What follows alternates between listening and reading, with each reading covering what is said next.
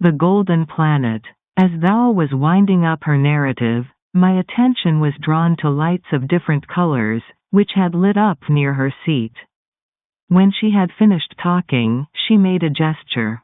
On one of the walls of the room, there appeared a series of letters and numbers, which Thou examined attentively. Then the light went out and the image disappeared. Thou, I said, you spoke just now of hallucination or collective illusion. I have trouble understanding how you can delude thousands of people. Isn't it charlatanism, just as when an illusionist on stage fools the crowd with a dozen, more or less chosen, subjects? Thou smiled again. You are right in a certain sense, for it is extremely rare these days on your planet and especially on stage to find a true illusionist. I must remind you that we are experts in all manner of psychic phenomena, Michel, and for us it is quite easy because... At that moment, a shock of extraordinary violence shook the spacecraft. Thou looked at me with horrified eyes. Her whole face had completely changed and one could read in it sheer terror. With a dreadful cracking sound, the vessel split into several pieces and I heard screams from astronauts, as we were all hurled into space. Thou had grabbed hold of my arm and we were flung through the sidereal emptiness at a giddying speed. I realized, only because of the speed we were traveling, that we were about to cross paths with a comet, exactly like the one we had passed by several hours earlier. I felt Thou's hand on my arm but didn't even think to turn my head in her direction. I was literally mesmerized by the comet. We were going to collide with its tail, that was certain, and already I could feel the terrible heat. The skin on my face was ready to burst. It was the end. Are you okay, Michel? Asked Thou gently from her seat. I thought I was going mad. I was sitting opposite her in the same seat where I had listened to her account of the first man on Earth. Are we dead or mad? I asked. Neither, Michel. There is a saying on your planet that a picture is worth 1,000 words. You asked me how we were able to delude crowds of people. I replied immediately by creating an illusion for you. I realize I should have chosen a less frightening experience, but the subject is a very important one in this case. It's fantastic. I never would have believed that it could happen like that, and so suddenly. It was so very real, the whole scenario. I don't know what to say. The only thing I ask of you is not to frighten me like that again. Besides, I could die of fright. Not at all. Our physical bodies were in our seats and we simply separated our, let's call them astro-psychic, bodies from our physical ones and from our other bodies. What other bodies? All the others. The physiological, the psychotypical, the astral, and so on. Your astro-psychic body was separated from the others by a telepathic system originating in my brain which acts in this case like a transmitter. A direct correlation is established between my astro-psychic body and yours. All that I imagined was projected in your astro-psychic body exactly as if it was happening. The only thing is, not having had time to prepare you for the experience, I had to be very cautious. What do you mean? Well, when you create an illusion, the subject, or subjects, should be prepared to see what you want them to see. For example, if you want people to see a spaceship in the sky, it is important that they are expecting to see one. If they expect to see an elephant, they will never see the spaceship. Thus, with the right words and cleverly controlled suggestions, the crowd will unite around you in anticipation of seeing a spaceship, a white elephant, or the Virgin of Fatima, a typical case of the phenomenon on Earth. It would have to be easier with a single subject than with 10,000. Not at all. On the contrary, with several people, a chain reaction is produced. You release the astropsychic bodies of the individuals, and when you put the procedure in motion, they telepathize among themselves. It's a bit like the famous domino lines: when you make the first one fall, all the others must fall right down to the last one. So it was a very easy game with you. Since you left Earth, you have remained more or less anxious. You don't know what will logically happen next. I took advantage of this typical case of conscious or unconscious fear that is always present when one travels in a flying machine, the fear of exploding or crashing. Then, as you had seen the comet on the screen, why not use it too? Rather than cook your face as you approached the comet, I could have made you cross the tail believing it to be frozen. In all, you could have driven me insane. Not in such a short time. But that had to have lasted more than 5 minutes.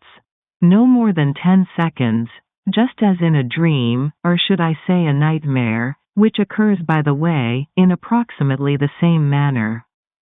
For example, you are sleeping and you begin to dream. You are in a field with a wonderful white stallion. You approach to catch him, but each time you try, he runs away. After 5 or 6 attempts, which take time of course, you leap on the horse's back and begin to gallop and gallop. Faster and faster you go, and you are happily intoxicated by the speed. The stallion gallops so fast that he no longer touches the ground. He is airborne and the countryside passes beneath you, river, plains and forests. It is truly wonderful. Then a mountain appears on the horizon, looming taller and taller as you approach. You have to rise higher with difficulty. The horse flies up and up. It is almost over the highest peak when his shoe strikes a rock, unbalancing you, so that you fall, down and down. You go into a chasm that seems to have no end, and you find you have fallen out of bed onto the floor. No doubt you are going to tell me this dream lasts only a few minutes. It would have lasted 4 seconds.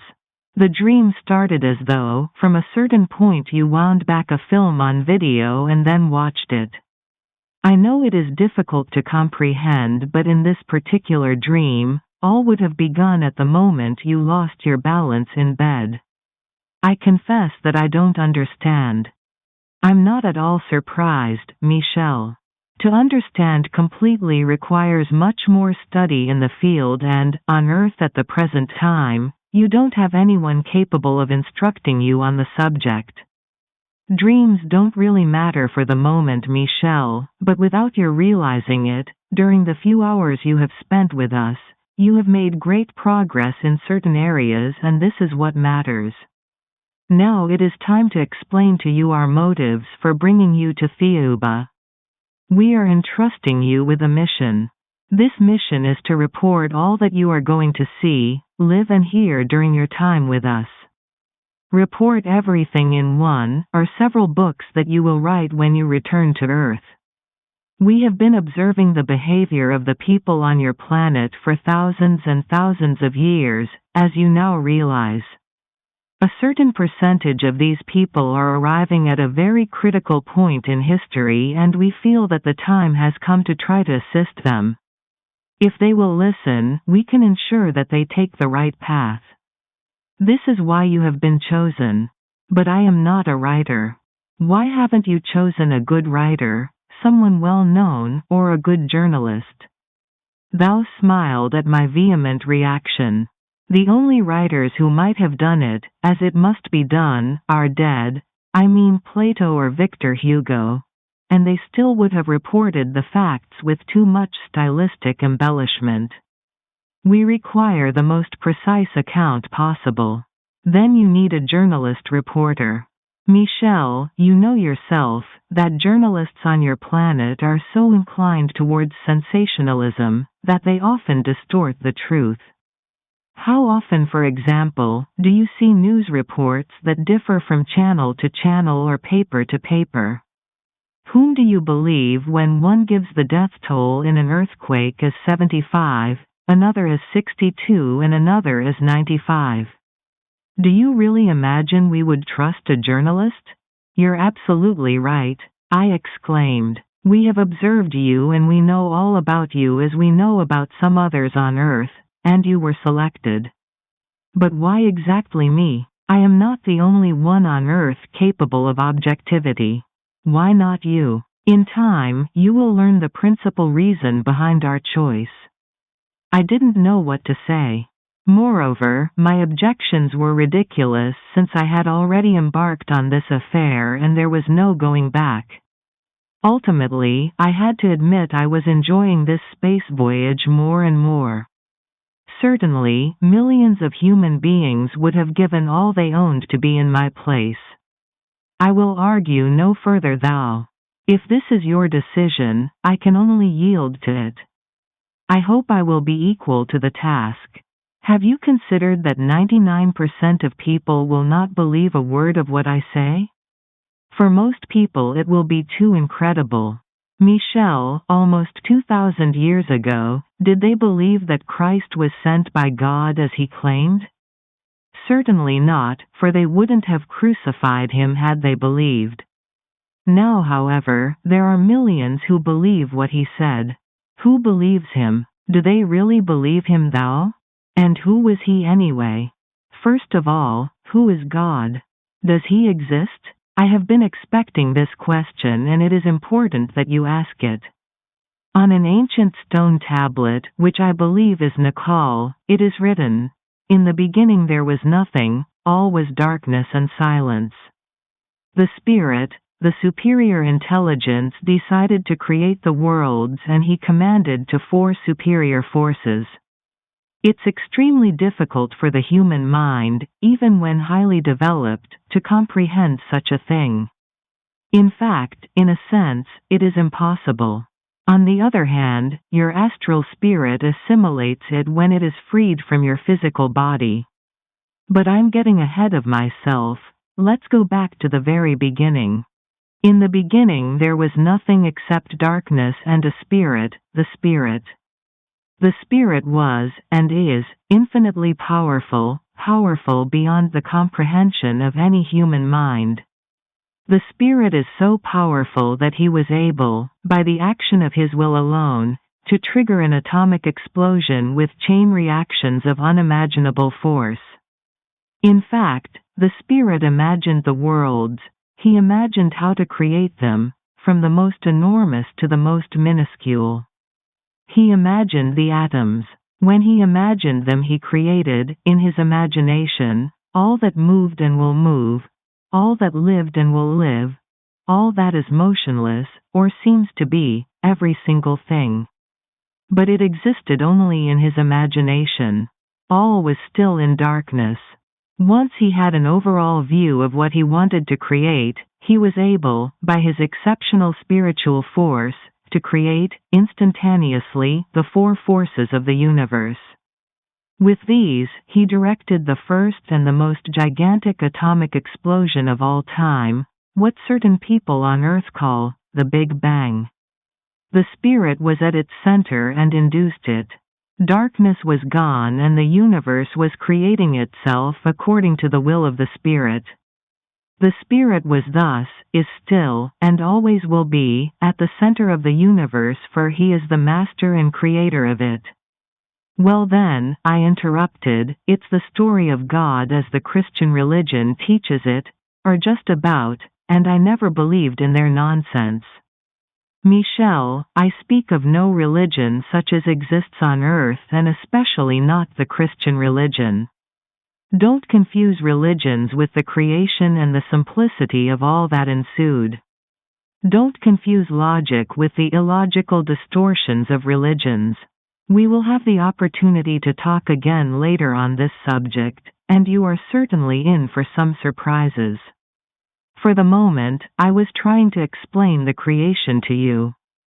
During billions of years, for the Creator of course, it is eternally the present, but it is more at the level of our understanding to count by billions of years, all the worlds, suns and atoms were formed, as you are taught in schools, the planets revolving around their suns, and sometimes with their own satellites etc. At certain times in certain solar systems, some planets cool down, soil is formed, rocks solidify, oceans are formed and landmasses become continents. Finally, these planets become habitable for certain forms of life. All this was in the beginning, in the imagination of the spirit. We can call his first force the atomic force. At this stage, by his second force, he conceived the primary living creatures and many of the primary plants, from which later derived the subspecies. This second force we will call the ovocosmic force, as these creatures and plants were created by simple cosmic rays, which ended up with cosmic eggs. At the very beginning, the spirit imagined experiencing feelings through a special creature. He had imagined man by means of the third force that we will call the ovoastromic force. Thus man was created. Have you ever considered, Michel, what intelligence it took to create a human being or even an animal? Blood that circulates thanks to the heart that beats millions of times independently of the will. Lungs that purify the blood by means of a complex system. The nervous system. The brain which gives the orders, aided by the five senses.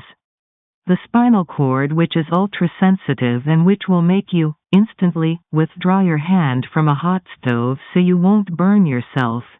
It would have taken 1/10 of a second for the brain to issue the order to prevent your hand from being burnt. Have you ever wondered why, that of the billions of individuals on a planet like yours, there are no two fingerprints the same?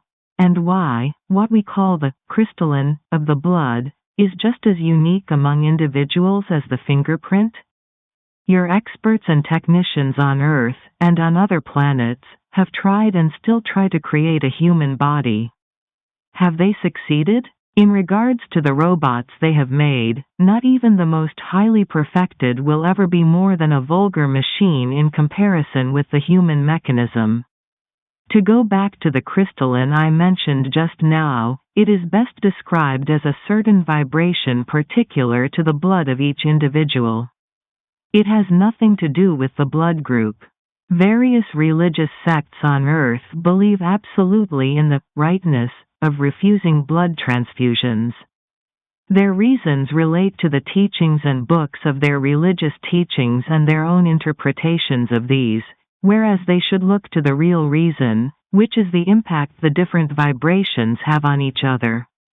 If it is a large transfusion, it can have an influence on the recipient to a degree and, for a length of time, which varies according to the volume of the transfusion. This influence, of course, is never dangerous. After a time, which never exceeds 1 month, the vibrations of the recipient's blood takes over, leaving no trace of the vibrations of the donor's blood. It shouldn't be forgotten that these vibrations are much more a feature of the physiological and fluidic body than that of the physical body. But I notice that I have deviated greatly from my subject, Michel. In any case, it is time now to rejoin the others. We are not far from arriving at Thiaoouba. I didn't dare ask thou then about the nature of the fourth force, for already she was heading for the exit. I left my seat and followed her back to the command post. There, on the panel and in close-up view, a person was talking slowly and almost continuously. Numbers and figures, with luminous dots of different bright colors, were continually crossing the screen, interspersed with symbols. Thou sat me down in the seat I had previously occupied and asked me not to interfere with my security system. She then moved away, to confer with Biostra, who seemed to be supervising the astronauts, each of who was busy at her respective desk. Finally, she came back and sat down in the seat next to mine. What is happening? I asked. We are reducing speed progressively as we approach our planet. We are now 848 million kilometers away and will arrive in about 25 minutes. Can we see it now? Patience, Michel. 25 minutes is not the end of the world. She winked, evidently in good humor. The close-up view on the panel was replaced by a wide-angle shot, allowing us a general view of the command room of the intergalactic base, as we had seen earlier. Now each operator was deep in concentration at her particular desk. Many of the desk computers were operated orally, rather than manually, responding to the operators' voices. Figures, accompanied by luminous dots of various colors, crossed the screen rapidly. No one in the spacecraft remained standing. Suddenly, there it was, right in the middle of the panel. The intergalactic center had been replaced by Thiaoouba. My guess had to be correct. I could feel it. Thou immediately telepathized an affirmative, leaving me in no doubt.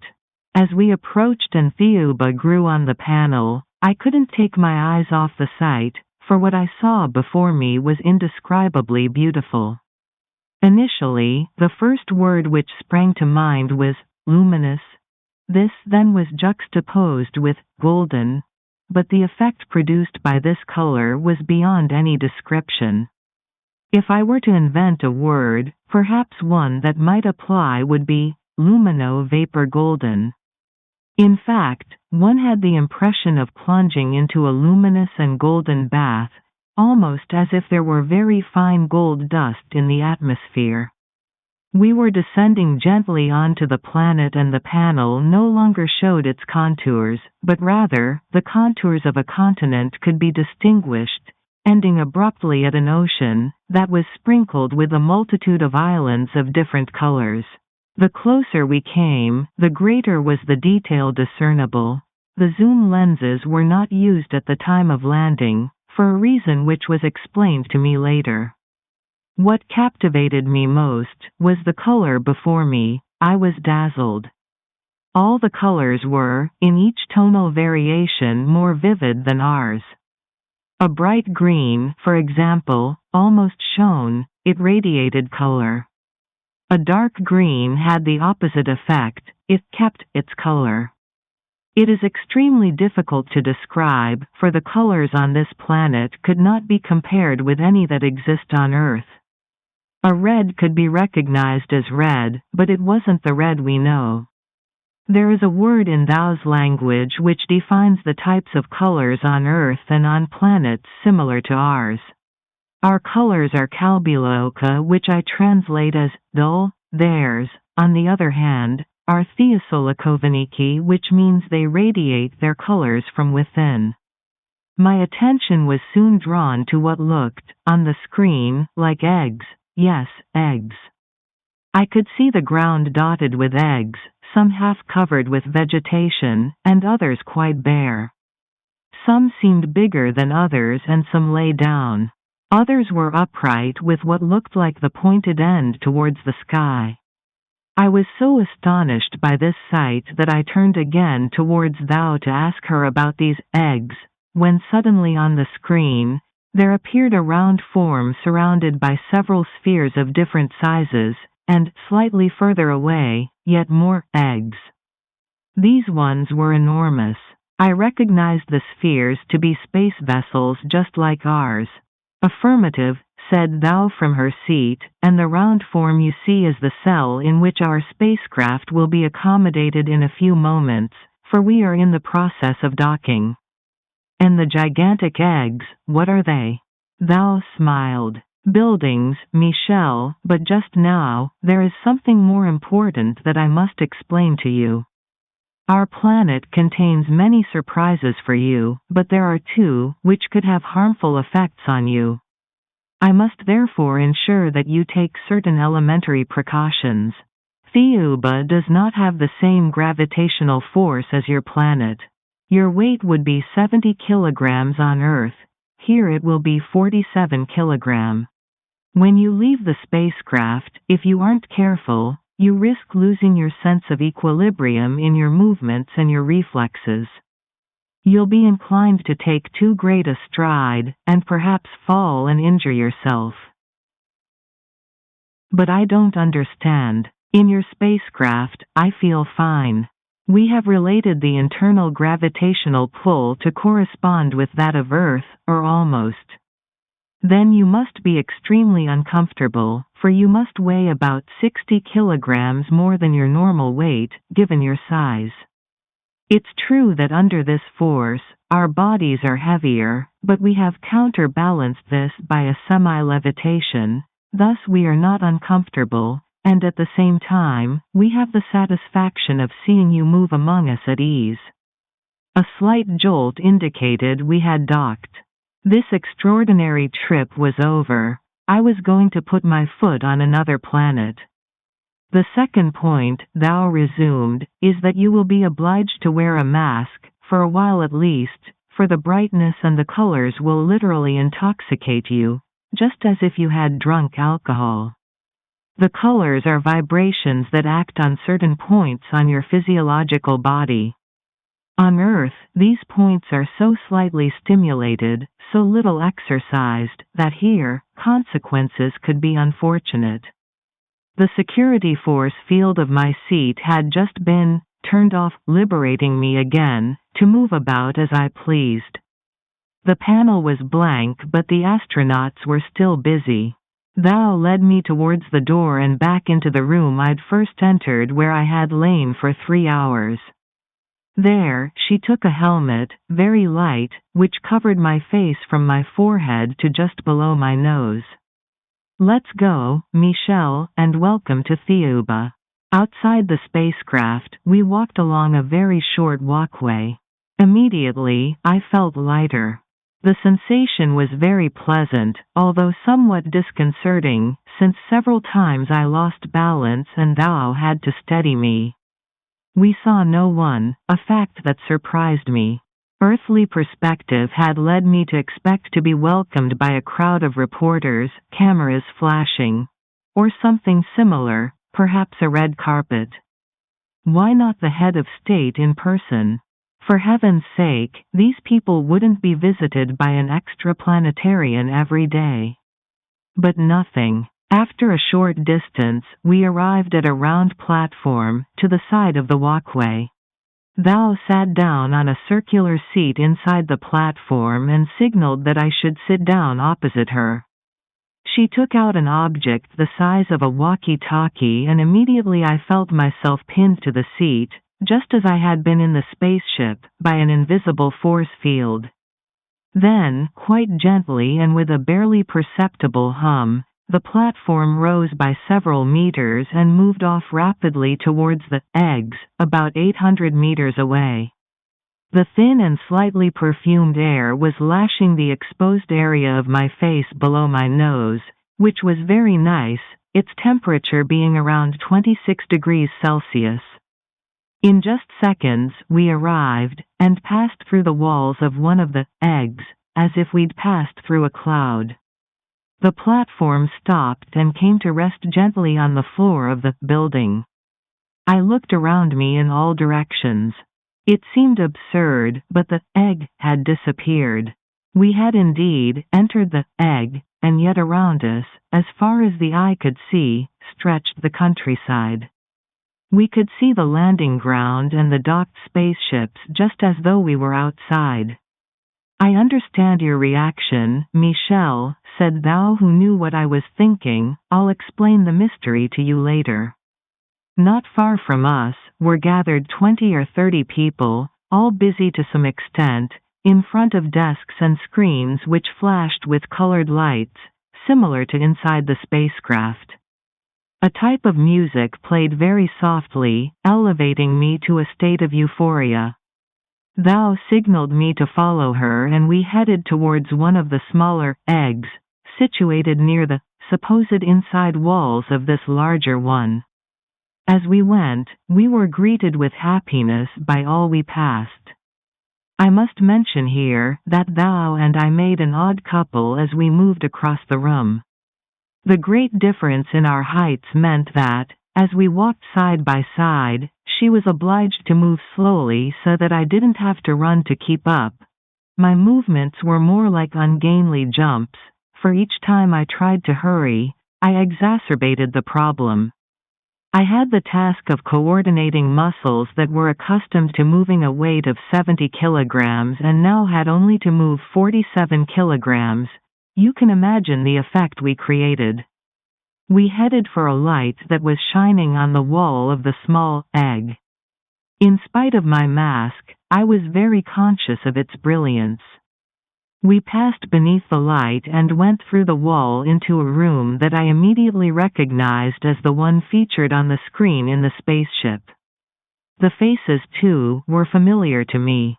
I realized I was in the intergalactic center. Thou took off my mask. It's all right for now, Michel, you won't need it here. She introduced me personally to each of the dozen people there. They all exclaimed something and put a hand on my shoulder as a gesture of welcome. Their faces wore expressions of sincere joy and goodness, and I was deeply touched by the warmth of their reception. It was as if they considered me one of them.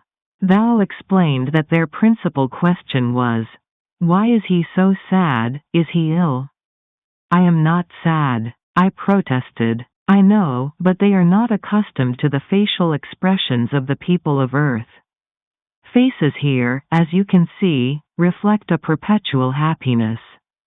It was true. They looked as though every second they received excellent news.